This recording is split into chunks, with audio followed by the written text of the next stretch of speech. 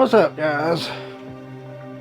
Just wanted to make a quick video and let you guys hear the difference between that other mic I had and these Rode Wireless Go's.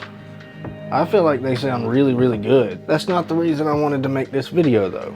I wanted to make this video to talk about the top 3 mistakes that beginner photographers make, so I can give you a little info on some of them. Are maybe opinion, but sorry, I forget this mic is in my, so if I hit my chest or anything, I'm sorry. But one of them is opinion based, I think. But I'm going to try to give you as much info as I can so you won't make those mistakes. So let's get into it. Number one. Okay, number one. Your picture isn't leveled. Okay, so I still to this day, I've been shooting for like 5 years now, and I still to this day have to watch this because sometimes my pictures aren't level and it bugs me when I'm editing.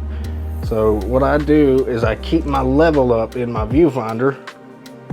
I use the Sony A7R IV now, and most Sonys and mirrorless cameras have a level inside of them. I think DSLRs do too. But yeah, I keep the level up in my viewfinder. That way I'll always know that my picture is straight. Because I mean, if it's not, I mean, if it looks like this, I know there's a such thing as a Dutch angle, but to me, that ain't it, bro. Try to keep it as level as possible because it looks more professional if it's more level. So that's number one. Number two, not leaving yourself enough room to crop.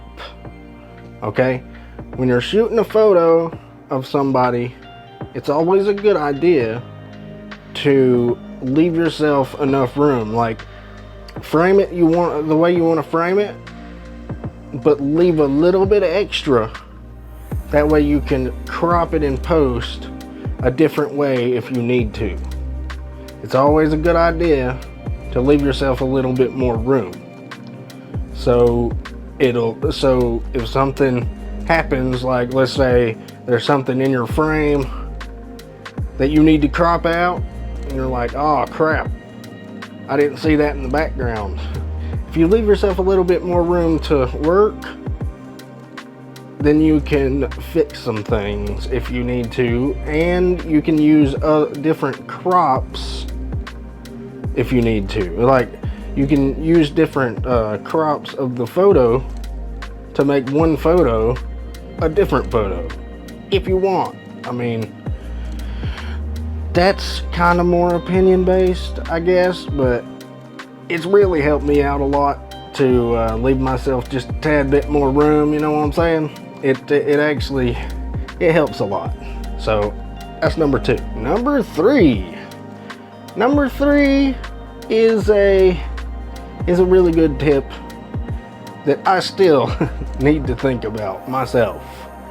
Number 3 is slow down.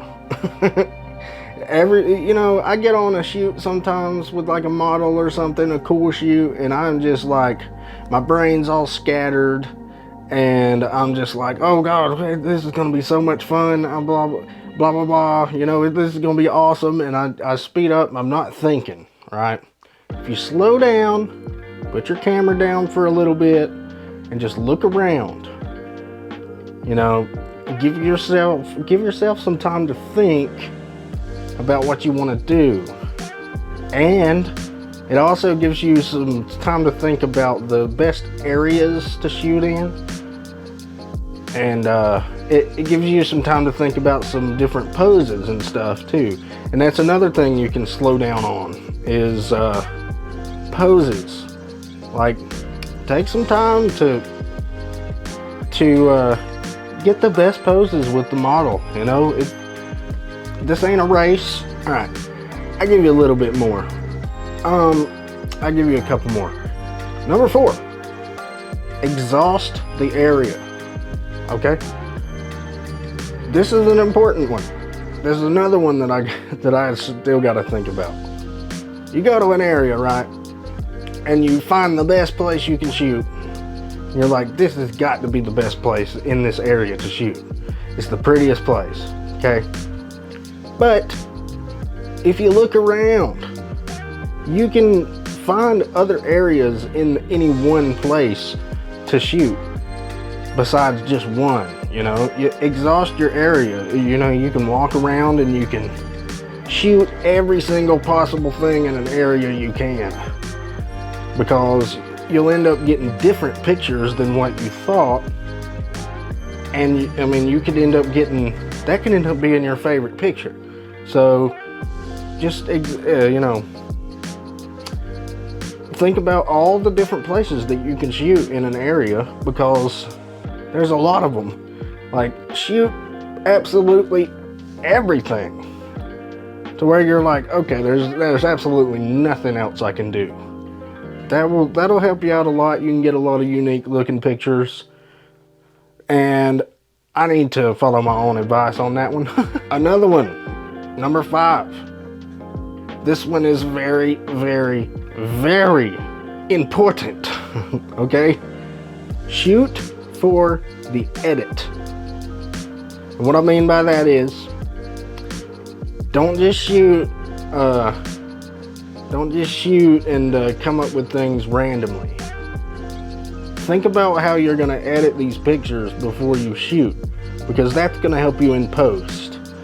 Like, let's say you want to do darker and moodier edits. Those are going to be darker, right? So you don't want to underexpose your pictures, because when you edit your dark and moody pictures, they could be way too underexposed. So I would shoot a little brighter, not blown out, but I would shoot a little bit brighter for a dark and moody picture. Like, make sure your meter says 0, like right in the middle on your camera, like correctly exposed. That way when you underexpose it, or that way when you darken it a little bit, it's not going to clip the blacks too much. You don't want that to happen. And alternatively, if you want brighter edits, you want to shoot a little darker, because it's much easier to recover shadows than it is if you clip your shadows a little bit. Well, not clipping them, but it's much easier to recover shadows than it is highlights. You blow out your highlights, it's game over, bro. Okay?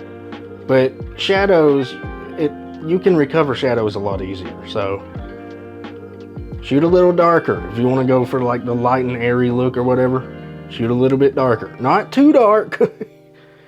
But if your camera has a lot of like good dynamic range, shoot it to where it's like maybe a stop underexposed. That way you got some room to raise it up, raise those to where it'll be brighter and stuff like that.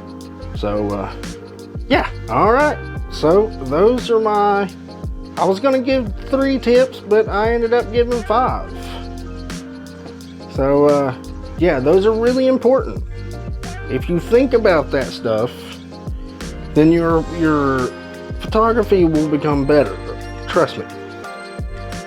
If you already know the basic shutter speed, aperture, ISO, and stuff like that, if you think about these things too, it will just give you more knowledge and think about things before you start shooting.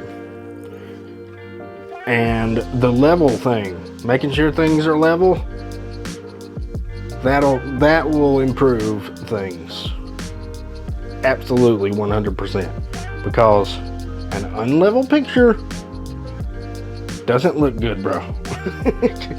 Not to me anyway. I mean, I guess some people would think it's cool, but not for professional work, in my opinion. So yeah, so those are my 5 tips for the 5 mistakes that beginner photographers make.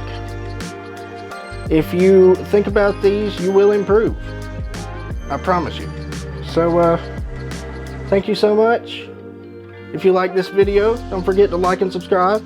Hit that bell notification to make sure you know when I upload next. And I'll see you next time. Bye!